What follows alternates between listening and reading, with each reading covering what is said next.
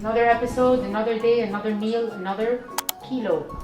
We are going to be doing something called orzo. What is orzo? Is it rice? No. Does it look like rice? Yes. Orzo is actually pasta that is in the shape and form of rice. It just looks like rice. It's a little bit bigger, like long grain rice, and it's really yummy. We're gonna, kind of cook it like a risotto. So it's gonna be an orzotto. Okay, does that work? Yeah. Let's start talking about the really delicious ingredients. First and foremost, we are going to be using a stock cube, but not like your regular stock cube, the ones I'm talking about. This is really cool. It's called callo, and it is organic garlic and herb. Yes, and guess what, guys? It's gluten and lactose free. And that was luck. I didn't choose it to be gluten free, trust me. But still, the pasta has gluten, so tough luck. If you're gluten intolerant or gluten free, please skip this dessert. Thank you. Again, if you're gluten intolerant, please skip the video. So this is really cool. Oh, it smells yummy, herby and garlicky. So basically they say, just read the pack. It doesn't look like, I know how to make this. You have to read the pack. It says, dissolve 1 callo cube in 500 milliliters of water. So boiling water. So that's good. And then we are going to use butter, not just any butter, a really cool salted mix of butter and garlic. So this is garlic infused butter.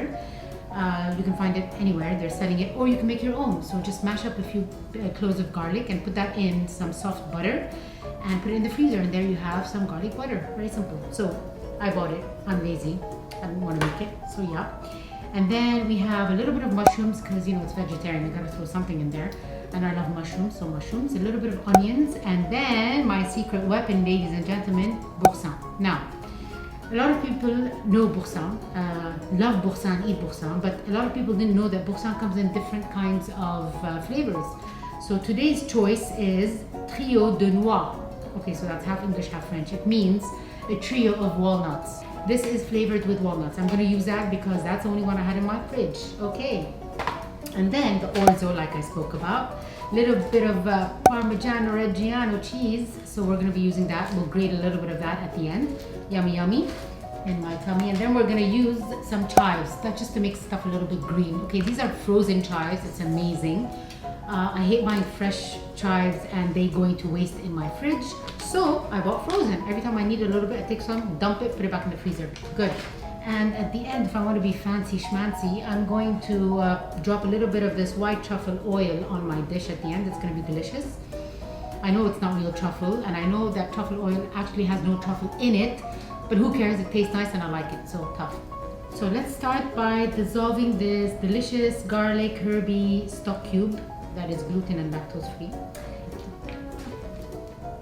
Jug. Dump it in there. We're dissolving this delicious garlicky herby stock cube in some hot water. Just get a fork and try to mash it in and make sure that it's all dissolved. And even if it doesn't dissolve, it's going to dissolve in your orzotto. There we go. Okay, that's ready for me soon. Then I'm going to start by chopping my mushrooms. Something about mushrooms that's really cool is that do not ever wash them with water. If you find these little black things on them, just get a paper towel, put some water, and just wipe them off nicely. So I'm just gonna, cut them in quarters because they're really cute and small already. If you don't like mushrooms, actually, what you can do is use broccoli. Broccoli is a good one. You can use green beans, and you can also put peas. That's not a bad idea. There, that's about a handful. Okay, and now that we're ready, we put the heat on. Put it on medium temp. Okay, and then olive oil goes in, like around a tablespoon or 2, not that much. We're gonna start sweating the onions. Check on the pan if it's hot or not. Don't burn yourself. Dump the onions in there and just start by sauteing your onions. You can hear the sizzle, that means your oil is kind of ready. I'm not gonna be using a lot of salt for 2 reasons. 1, my stock has a lot of salt in it, and 2, this says salted butter. So at the end, if you think you need a little bit more salt, just taste it and add accordingly to your taste. Trust me, this is a dish to impress your guests. Honestly, every time I make this, no one can believe that this secret weapon can make it so creamy. There's no cream in this, which is great. All that creaminess is actually coming from the Boursin cheese, so it's amazing. Dumping in my mushrooms.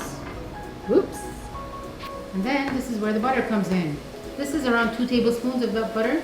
In it goes. Cholesterol, yes indeed. Sometimes butter is good for you. Trust me. Saute all of this with the butter. It's gonna melt. Now, maybe a little bit of black cracked pepper. Cracked black pepper.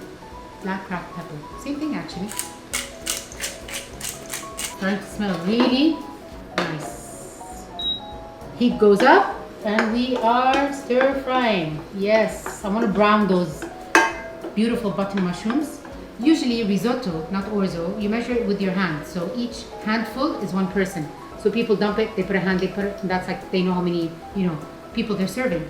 In this case, I would do a handful and a half per person. We are gonna, yes, before we put liquid, we are going to just fry that so we can release a little bit of nuttiness from this pasta. Don't burn the pasta. We're just gonna stir fry just a little bit so that it's coated in all of these yummy liquids here, and then we're gonna start by adding the stock. That's a hand and a half. And that's another hand and a half. Then start. Oh my god. We can start adding the stock now. So usually for like a cup of orzo, you'd need a cup and a half of stock. Just gonna keep half now. Mix that all. Okay. Oh, look at that. Yummy. So what you have to do is just keep stirring every 5 minutes so that you make sure that nothing is stuck at the bottom of the pan, because if that happens then it's really bad. Okay, so after around 15 to 20 minutes, this is what it looks like. And now is where we put some of our remaining ingredients. Okay, I'm going to lower the heat just a little bit. We'll put a little bit of this frozen chives, which it's now not that much frozen. Okay, tablespoon of that. Okay, there we go. Magic weapon, Boursin cheese. Get this out of the pack. It's half eaten. As you can see, I've eaten half of it, but that's okay. Whatever is remaining, I'm just dumping it all in. In it goes. And this is where we start to crumple it in. It's gonna melt in, so don't worry about that.